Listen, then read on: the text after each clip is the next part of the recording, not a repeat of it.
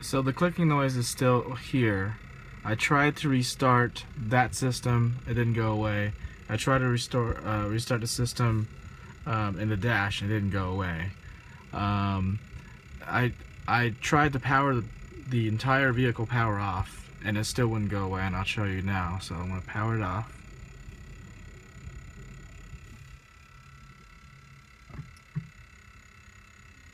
But the noise is still there.